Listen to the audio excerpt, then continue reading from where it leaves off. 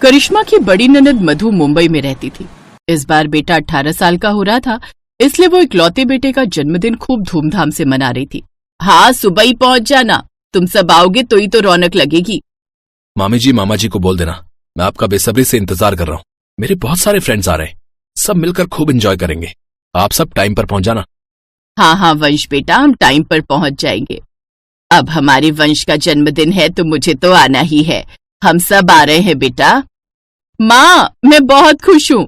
वंश के जन्मदिन के फंक्शन के बहाने मैं आप सबसे मिल लूंगी। वैसे तो इतनी दूर अक्सर आना ही नहीं होता। मैं अभी वंश के पापा को बताती हूँ, वो भी बहुत खुश होंगे। सब लोग खुशी खुशी वंश के जन्मदिन के फंक्शन के लिए मुंबई पहुंचते हैं, पर सुबह से ही बहुत बारिश हो रही थी। आज तो सुबह से ही बारिश रुकने का नाम नहीं ले रही।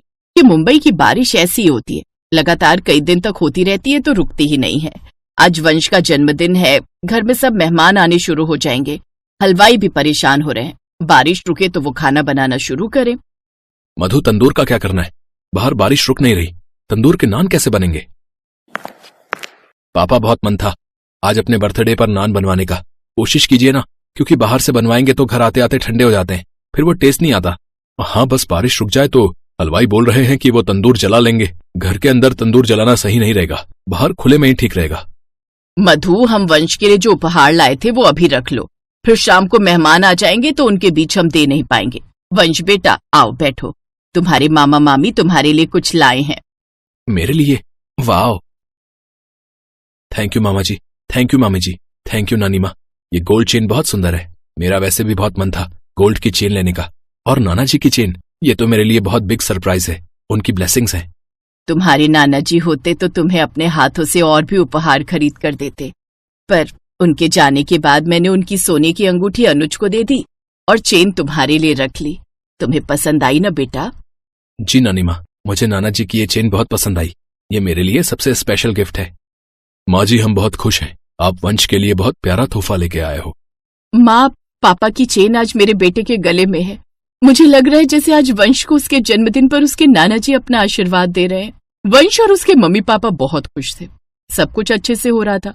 बारिश पूरी तरह से रुक गई थी। हलवाइयों ने तंदूर जलाया और नान बनाने शुरू किए। घर के पिछले हिस्से में हलवाइयों के खाना बनाने का इंतजाम किया गया था। अभी एक बार के नान निकले थे कि तभी तेज भयंकर बारिश शुरू हो गई। साहब, नान बनाना बहुत मुश्किल है। हमारे दोनों तंदूर जो है बारिश के पानी से भर गए हैं, और इस बारिश में इतनी जल्दी इंतजाम करना बहुत मुश्किल है। हम आपको तवे की रोटी बनाकर दे सकते हैं। अरे भैया, जब बात नान बनाने की हुई थी तो तवे की रोटी कैसे बनवा सकते हैं? हमारे बेटे का जन्मदिन है, आज उसने अपनी यही फरमाइश की चीज बनवाई थी। मखनी दाल और नान उसके फेवरेट हैं, पर अब वो नहीं बनेंगे तो फिर क्या ही फायदा। बारिश तो रुकने का नाम ही नहीं ले रही है। क्या हुआ नवीन, हलवाई क्या बोल रहे हैं? यही कि तंदूर में पानी भर गया है, इसलिए नान नहीं बना पाएंगे। बोल रहे हैं तवे की रोटी बना देंगे। पापा, मैंने अपने सारे दोस्तों को बोल दिया था कि आज मखनी दाल और कढ़ाई पनीर के साथ मैं अपने फेवरेट नान बनवा रहा हूँ। बहुत मन था। क्या कर सकते हैं बेटा, मेहमानों को खाना तो खिलाना ही है। अब तवे की रोटी बनवा लेते हैं। कोई बात नहीं भैया, आप तवे की रोटी शुरू कर दो। ठीक है, फिर हम आंगन के अंदर इंतजाम कर लेते हैं। जब सारी बात करिश्मा को पता चलती है तो वो फौरन बाहर आती है। क्या हुआ दीदी, यहाँ आंगन में रोटी का इंतजाम क्यों हो रहा है? तंदूर पानी से भर गए हैं, बारिश की वजह से सारा प्लान चेंज हो गया है। अब तंदूर में नान की जगह तवा रोटी बनेगी। पता है, वंश का बहुत मन था नान बनवाने का, स्पेशली उसी के लिए हमने बनवाए थे। बेचारे का मूड ही खराब हो गया। मधु दीदी, आपके पास कितने कुकर हैं? क्यों, क्या हुआ? 4 हैं। तो बस हो गया काम। आज वंश के बर्थडे पर उसके फेवरेट नान ही बनेंगे, कुकर वाले नान। कुकर वाले नान वो कैसे बनाओगी? अरे दीदी, करिश्मा घर में भी कई बार कुकर वाले नान बनाती है, बहुत टेस्टी। आइडिया अच्छा है करिश्मा, तुम ट्राई कर सकती हो। हाँ मधु, करिश्मा कुकर में नान बहुत अच्छे बनाती है। बस मुझे आधे घंटे का समय चाहिए, मैं बढ़िया नान तैयार कर दूंगी। दीदी, मुझे आप रसोई में चारों कुकर दे दो, ये बढ़िया रहेगा। मैं गैस पर गरम गरम नान बना देती हूँ। मधु ने करिश्मा को कुकर दिया और करिश्मा ने फटाफट गैस पर बढ़िया गरम गरम कुकर वाले नान बनाने शुरू कर दिए। अब जब वंश और उसके दोस्तों ने नान खाए तो सब करिश्मा की तारीफ करने लगे। मामी जी, थैंक यू, ये इतने टेस्टी कुकर वाले नान बनाकर खिलाने के लिए। वाह। चलो, मेरे हाथों के बने नान तुम्हें पसंद आए, मुझे बहुत खुशी है। आज तुम्हें अपने जन्मदिन पर तुम्हारी फेवरेट चीज खाने को मिल गई। Thank you Karishma, thank you so much.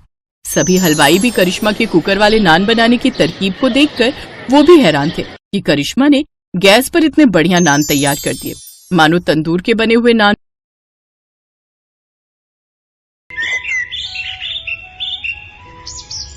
Sujata देवी के 3 बेटे और 3 बहुएं थी। 2 बहुएं रेखा और उमा अमीर घर से आई थीं, जबकि सबसे छोटी बहू कोमल गरीब घर की थी।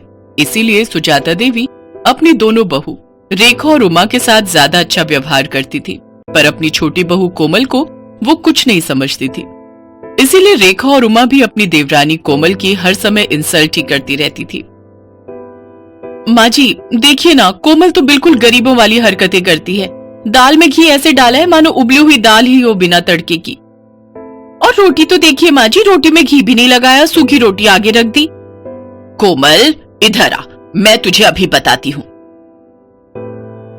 अरे तू गरीब घर से आई है तो तू हमें भी गरीब समझने लगी है क्या? जब घर में किसी चीज की कोई कमी नहीं है तो तू इतनी कंजूसी क्यों करती है? हाँ, आज तूने खाने में देसी घी क्यों नहीं डाला? माँ जी देसी घी खत्म हो गया है, जो था वो मैंने यूज कर लिया। माँ जी अभी 2 दिन पहले ही तो देसी घी आया था, इतनी जल्दी इसने खत्म भी कर दिया। कहीं ये देसी घी खुद तो नहीं खा जाती, क्योंकि इसने मायके में तो कभी देसी घी खाया ही नहीं होगा। नहीं माँ जी, घी तो रखा था, पर कल रेखा भाभी और उमा भाभी ने मुझे पिन्नियां बनाने के लिए बोला था, तो सारा घी पिन्नियां बनाने में ही लग गया। अरे अब तू मेरी बहुओं के खाने पर भी नजर लगाएगी? तेरी इतनी हिम्मत? अरे तू गरीब घर की है, इसीलिए तू ऐसी हरकतें करती है। चल जा यहाँ से। रेखा बहू, लाला को फोन कर दे, नौकर के हाथ 5 किलो देसी घी भिजवा देंगे। कोमल रोती हुई रसोई में चली जाती है। उससे अक्सर ही ऐसे अपमान सहने पड़ते थे। नया साल आने वाला था। घर में नए साल की पार्टी की तैयारी चल रही थी। रेखा और उमा दोनों ने ही अपने मायके वालों को नए साल की पार्टी के लिए इनवाइट किया हुआ था। बस कोमल के ही मायके वाले रह गए थे। माँ जी हमने अपने अपने घर में तो सबको बोल दिया है नए साल पर आने के लिए, पर कोमल के घर वालों को बोलना भी रह गया है। कैसे करना है फिर? अरे छोड़ो ना, उन भिखारियों को बुलाने की क्या जरूरत है। पार्टी में तुम दोनों के घर से सब लोग आ जाएंगे। अब तुम्हारे मायके वालों में और कोमल के मायके वालों में बहुत फर्क है। नहीं माँ जी ऐसा मत कीजिए, मैं तो कहती हूँ इसके मायके वालों को बुला ही लेते हैं। सबके सामने उनका ऐसा अपमान करेंगे कि ये हमेशा याद रखेंगी। कान इधर लाइए, मैं आप सबको समझाती हूँ। रेखा और उमा अपनी सास के साथ मिलकर कोमल के मायके वालों को अपमानित करने की योजना बनाती हैं। बहू, घर में नए साल की पार्टी है, रेखा और उमा के मायके वाले भी आ रहे हैं, तो मैं चाहती हूँ कि तुम भी अपने मायके वालों को न्योता दे दो। इस बार नया साल हम सब मिलकर मनाएंगे। जी माँ जी, मैं फोन कर देती हूँ। अब आएगा मजा, आने दो इसके मायके वालों को। कोमल को जरा सी भी भनक नहीं थी कि उसकी पीठ पीछे उसकी सास और जेठानियां उसके खिलाफ क्या षड्यंत्र रच रही है। 31 दिसंबर का दिन आ जाता है। कोमल के ससुराल में पार्टी की तैयारी चल रही थी। रेखा और उमा के मायके वाले आने शुरू हो गए थे। रेखा और उमा ने रसोई में घुसकर तक नहीं देखा, वो तो अपने मायके वालों के साथ ही बातों में लगी हुई थी। कोमल बहू, मेहमानों को पकवान परोस दिए ना? अच्छे से घी मिर्च मसाले बढ़िया डाले हैं ना? कोई कंजूसी मत करना। मेहमान खुश होकर जाने चाहिए। और तुम्हारे माता पिता भाई बहन सब कहाँ रह गए? बड़ी देर कर दी उन्होंने आने में। वो लोग भी समय पर आ जाते तो पार्टी का मजा ले लेते। जी माँ जी, मैंने सबको खाना परोस दिया है और वो मम्मी से मेरी बात हुई थी, बस पहुंचने वाले हैं। तभी कोमल के मम्मी पापा और भाई बहन आ जाते हैं। नमस्ते जी, नमस्ते। आओ आओ, बड़ी देर कर दी आप सबने आने में। आज 31 दिसंबर की वजह से बहुत भीड़ थी, ऑटो भी नहीं मिल रहा था। बड़ी मुश्किल से ऑटो मिला तो हम पहुंचे हैं। हाँ, मैं तो भूल ही गई थी। वो रेखा बहू और उमा बहू के घर वाले गाड़ी से आए हैं ना, तो मुझे आप लोगों का ध्यान ही नहीं रहा कि आप लोगों के पास तो गाड़ी ही नहीं है, और आप लोगों की तो इतनी हैसियत भी नहीं है कि गाड़ी खरीद सको। खैर छोड़ो, आओ आप सबको रेखा बहू और उमा बहू के घर वालों से मिलवाती हूँ। अब समधन जी, ये कुछ मिठाई लाए थे नए साल के आने की खुशी में। रख दीजिए। वैसे हमारे घर तो वो बड़ी दुकान है ना जो बाजार में है, वहीं से शुद्ध घी की मिठाई आती है। देखते हैं, अगर हमने नहीं खाई तो घर के नौकरों को दे देंगे, उनका भी तो नया साल है। कोमल सब सुन और समझ रही थी। वो अब तक ये जान चुकी थी कि उसके मायके वालों का बहुत अपमान हो रहा है, पर वो उस समय चुप रही। कोमल की जेठ जेठानी अपने अपने घर वालों की आवभगत में व्यस्त हो गए। सूरज ये सब देख रहा था। कोमल, अपने मम्मी पापा के लिए भी प्लेट लगा दो, सब लोग खाना खा रहे हैं। तुषार, ज्योति, चलो तुम लोग भी खाना खा लो, चलो। जी हाँ, बस मैं लगा ही रही हूँ। मम्मी पापा, तुषार, ज्योति, आओ बैठो, मैं आप सबको भी खाना परोस देती हूँ। कोमल जैसे ही खाना लेने रसोई में जाती है, वो देखती है सारे बर्तन खाली थे, उसमें खाना था ही नहीं। कोमल घबरा जाती है। अरे, बर्तनों में तो खाना ही नहीं है, मैंने तो बहुत सारा खाना बनाया था। क्या हुआ कोमल, तुम परेशान क्यों? अपने घर वालों के लिए खाना लगाओ। अच्छा नहीं लगता वो सब ऐसे ही बैठे हुए हैं। क्या खाना लगाऊं? खाना तो बचा ही नहीं है। मैंने इतने सारे पकवान बनाए थे, बल्कि ज्यादा ही बनाए थे। रसोई में तो कुछ भी नहीं है। अच्छा नहीं लगता सबसे इस बारे में पूछना। रुको, मैं कुछ करती हूँ। पर ऐसा कैसे हो सकता है? अगर तुमने ज्यादा खाना बनाया था तो आखिर खाना खत्म कैसे हो गया? मैं अभी माँ और भाभीियों से ये बात पूछता हूँ। नहीं नहीं, अच्छा नहीं लगता, सब मेहमानों के बीच में बैठे हैं। कोई नहीं, मैं सबके लिए कुछ और बना देती हूँ, थोड़ी देर लगेगी। रुको, मैं बाजार से कुछ ऑर्डर करता हूँ। तुम कहाँ इतनी जल्दी जल्दी सब कुछ बना पाओगी? नहीं नहीं, बाजार का मंगवाओगे तो सबको पता चल जाएगा। आप टेंशन मत लो, मैं कुछ बना लेती हूँ।